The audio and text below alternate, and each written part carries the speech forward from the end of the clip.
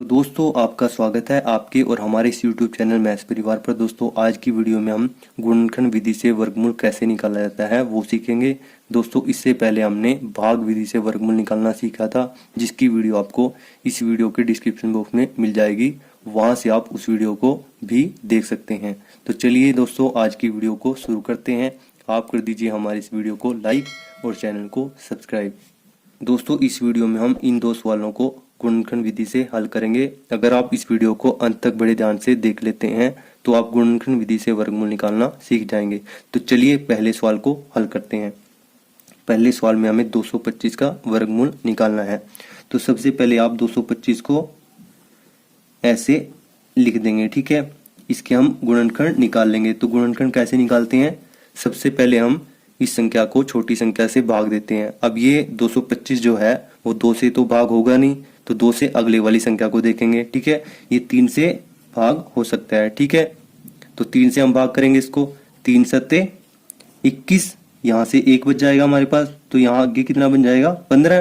तो 3 पंजे 15, ठीक है। हमने सबसे पहले इसको 3 से भाग कर दिया, ठीक है। अब आगे दोबारा से हम इसको भाग करेंगे। हमें इसके अभाज्य गुणनखंड बनाने हैं सबसे पहले, ठीक है। दोस्तों अभाज्य गुणनखंड निकालने के बाद ही हम इसका वर्गमूल गुणनखंड विधि से निकाल पाएंगे। तो चलिए इसके सबसे पहले अभाज्य गुणनखंड बना लेते हैं, ठीक है। सबसे पहले हमने 3 से इसको भाग दे दिया, ठीक है। अब दोबारा से हम इसको 3 से ही करेंगे, ठीक है। 3 दूनी 6, 1 बच जाएगा। 3 पंजे 15, ठीक है।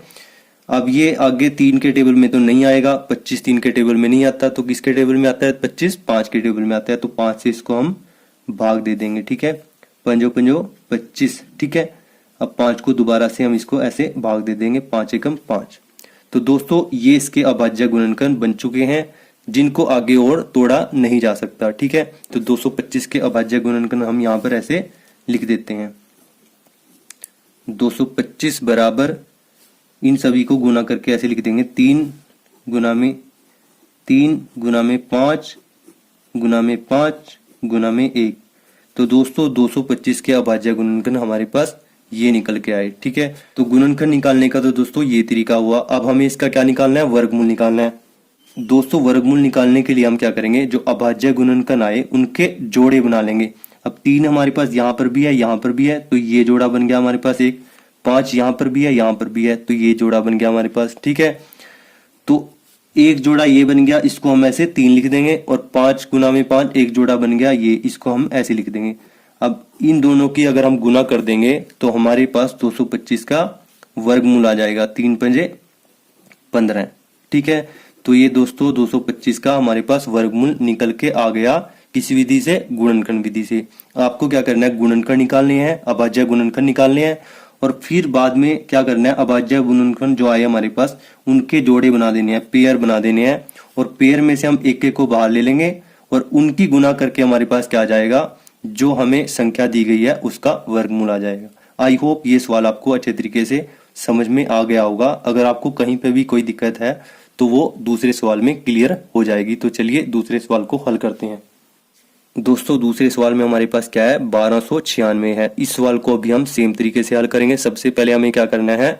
1296 के अभाज्य गुणनखंड बनाने हैं। तो चलिए बनाते हैं। 1296 यहाँ पे लिख देंगे, ठीक है।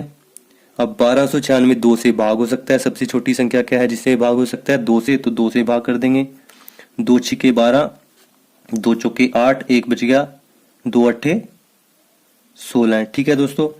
अब दोबारा ये 2 से भाग हो सकता है। 2 तिया 6, 2 दूनी 4, 2 चौके 8, ठीक है दोस्तों।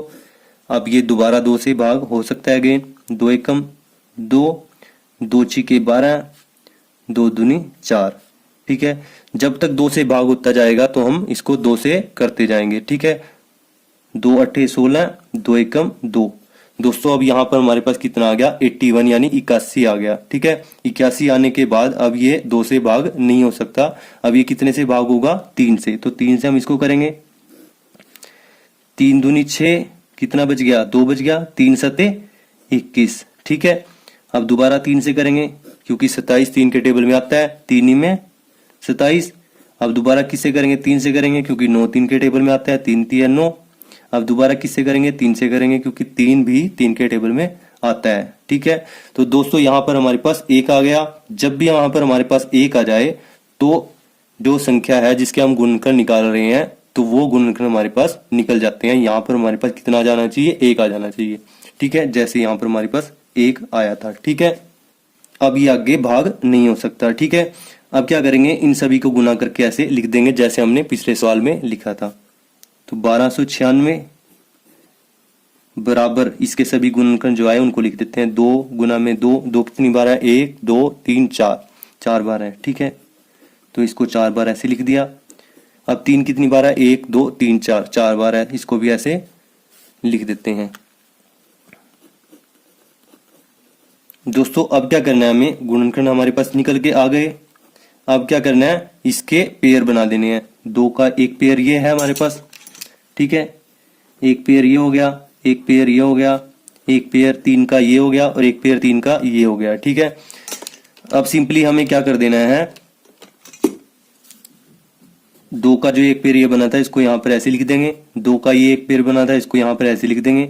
3 का एक पेयर यहाँ पर बना था इसको ऐसे लिख देंगे और 3 का पेयर यहाँ पर बना था इसको ऐसे लिख देंगे। ठीक है, इन सभी की गुना करके हमारे पास 1296 का वर्गमूल आ जाएगा। ठीक है, तो चलिए कर देते हैं गुना। 2 दूनी 4, 4 तिये 12, 12 तिये 36, तो हमारे पास कितना आ गया है, 36 आ गया। तो 1296 का वर्गमूल हमारे पास कितना निकल के आया, 36 निकल के आया। दोस्तों आई होप गुणनखंड विधि से वर्गमूल निकालना अब आपको अच्छे तरीके से आ गया होगा। सबसे पहले आपको अभाज्य गुणनखंड निकालने हैं, फिर उनके पेयर बना देने हैं और उनकी गुणा करके आपके पास जो संख्या होगी उसका वर्गमूल आ जाएगा। दोस्तों इसी तरीके को अपनाते हुए यहाँ पर जो क्वेश्चन दिए गए हैं उनको सोल्व करके आप कमेंट बॉक्स में आंसर जरूर बताएं। अगर आपको ये वीडियो अच्छी लगी तो वीडियो को लाइक करना, दोस्तों के साथ शेयर करना, चैनल पर नहीं हो तो चैनल को सब्सक्राइब करके बेल आइकन प्रेस जरूर कर लेना। Thanks for watching this video. जय हिंद, जय भारत दोस्तों।